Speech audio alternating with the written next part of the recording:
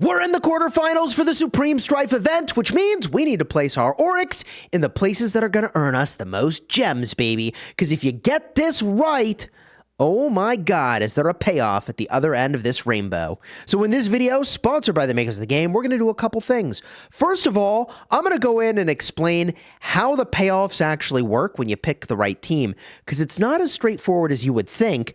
Then second of all, we're going to go in and do a little bit inside baseball. I actually can show you the Diplo for half the matches, and that gives you some really major insights into potentially where you should place your Oryx. And then, well, we'll place our bets, and hopefully we make out okay with that.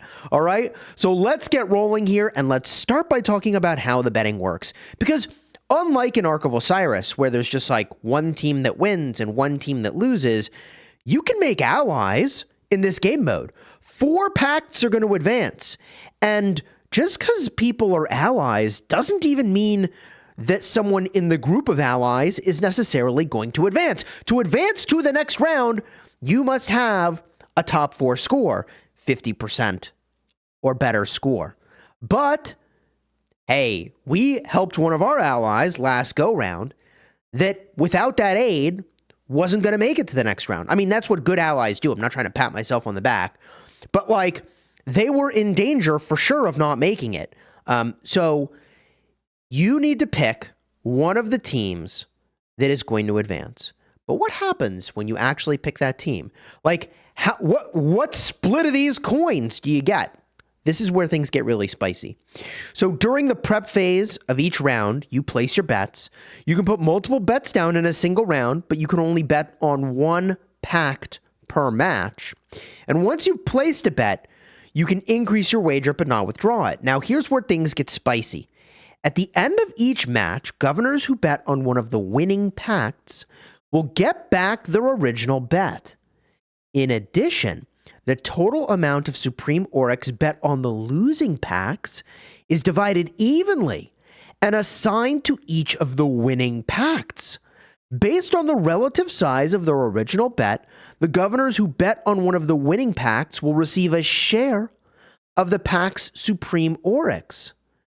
This is really interesting, and the developer sent some details that we'll go over in just a second, explaining this a little more. But if you bet, or your bet accounted for 20% of the total bets on Pact A, you'll receive 20% of Pact A's Supreme Oryx. Governors who bet incorrectly will be refunded 50% of their original bet, and any Supreme Oryx you win will be verified and sent to you via mail at the end of each match. And if the pact you bet on places in the top 4 of a match, you also receive victory rewards. So let's break it down and get a look at their example. They sent this mail in-game. All right, so here you go. We've received many inquiries thus far about the rules for Supreme Strife's betting event. In the Supreme Strife betting event, governors who bet on one of the winning pacts in a match will have their bet returned. And those who bet on one of the losing pacts will lose their bet. The total amount bet by the losers will first be divided evenly among the pacts that won and then distributed to the governors who bet on the pacts. But here's the example that's so helpful. So if a total of 100 Supreme Oryx were bet on losing pacts, each of the 4 winning pacts gets 25 Oryx. Then if you bet on one of the winning pacts, you will receive a share of its 25 Oryx. Whoa. The size of your share depends on the relative size of your original bet. So if your bet on Pact A accounted for 20% of the total amount bet on Pact A, you receive 20% of the 25 Oryx. That's 5 Oryx in total. And if you were the only one to bet on Pact A, you'd receive all 25 of those Oryx. Whoa. So the key to this event is finding the winners, where a bunch of people put a lot of Oryx onto the losers. I'm like, okay, I mean, not exactly rocket science, Chisgule, but knowing the allies in advance is really helpful. So let's break it down for the 2 2377 teams, for which I am privy to the way that the allies have worked out, and that can help inform where you're going to put your Oryx. Here are the allies in placement in Group A. I'm in the GV77 team. We're allied in the upper left corner with PW67. We're allied with Burn Them All, and we're allied with Hello. Now, when you get a look at this, we've got a pretty sizable power advantage all around the board. I mean, your strategy for this event could generally be just pick the team with the highest power rating and hope they win. And in a lot of cases, I think you'll probably just be right. But with that said, if you pick one of the teams that advances and had fewer people that supported them, you get a higher share of the Oryx. So if you're feeling really bullish that PW and Friends is going to advance because they're allied with GV77,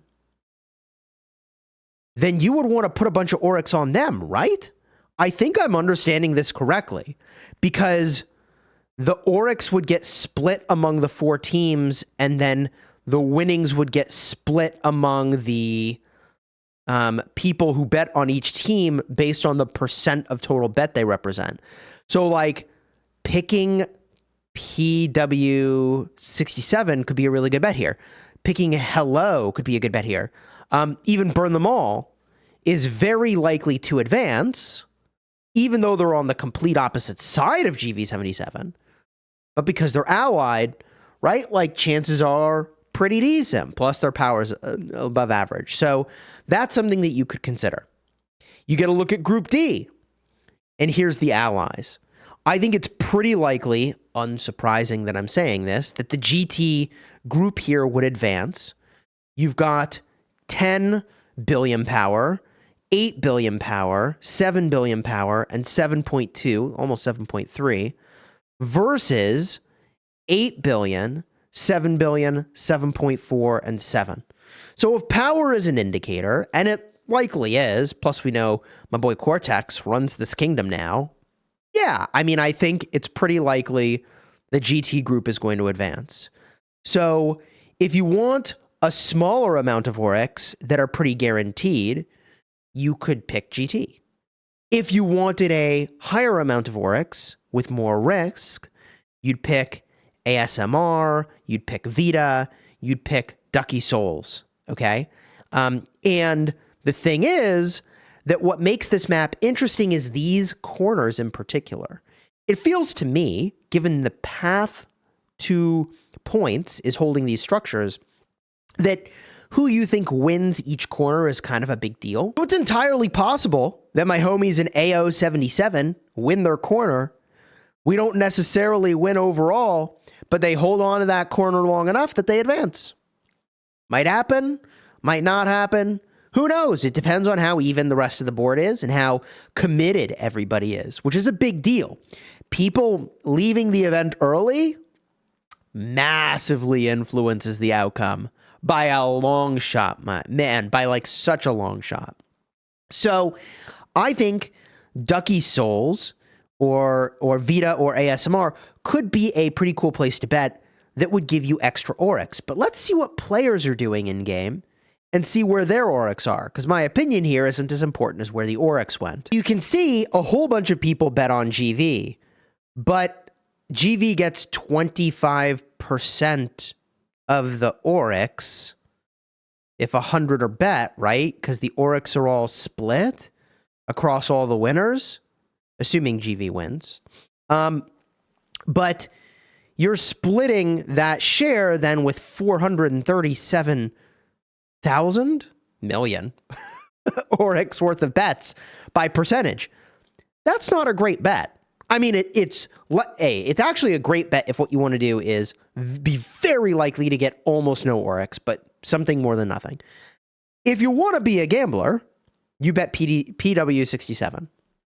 And they're our allies, right? Also, 2748 are our allies. Also, BTA are allies. But you want to watch me? You want to watch me put my money where my mouth is? Here we go, baby. I'll put my bet on PW67. Now, theoretically, I could go place a bet in each group.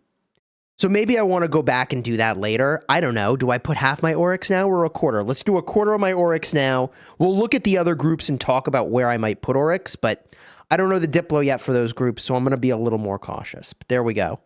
There's 1/4 of my Oryx in Group A on PW67. All right. All right, now Group D.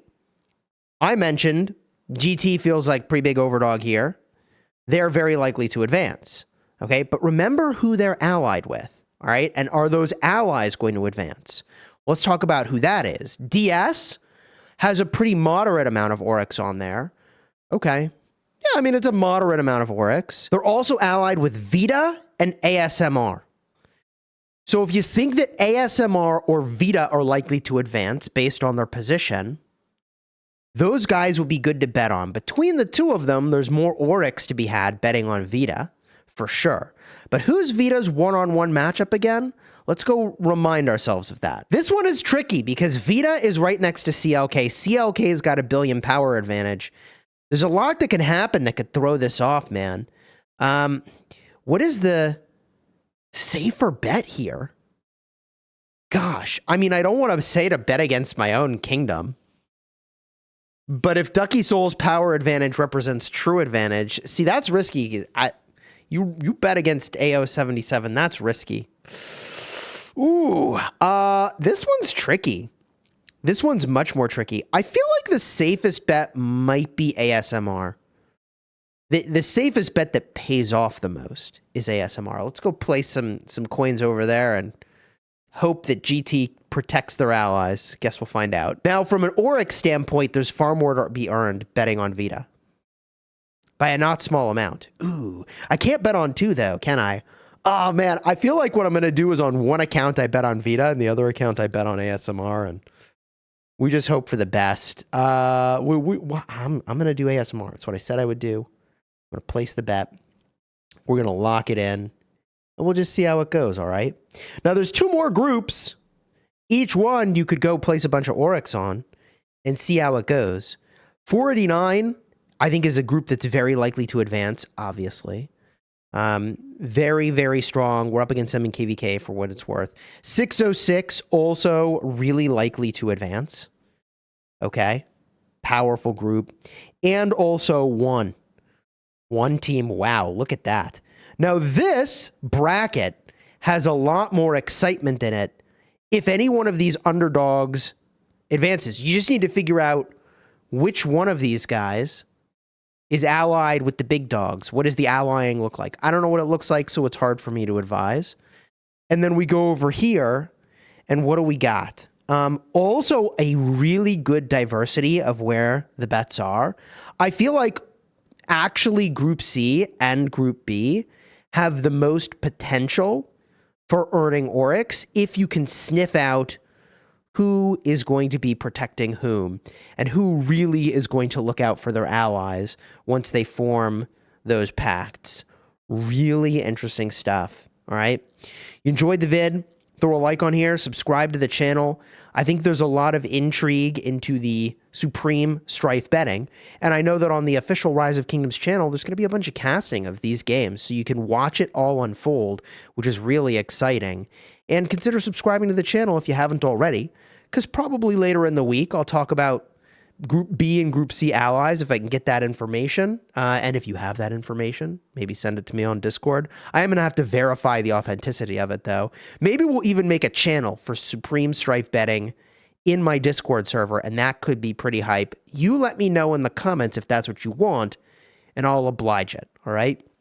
Again, you enjoyed this one, throw a like in here, subscribe. Thank you again to the makers of the game for sponsoring this video, and until next time, you have fun smashing your enemies, and good luck. Hope you win a bunch of Oryx and get just a ridiculous amount of gems, all right?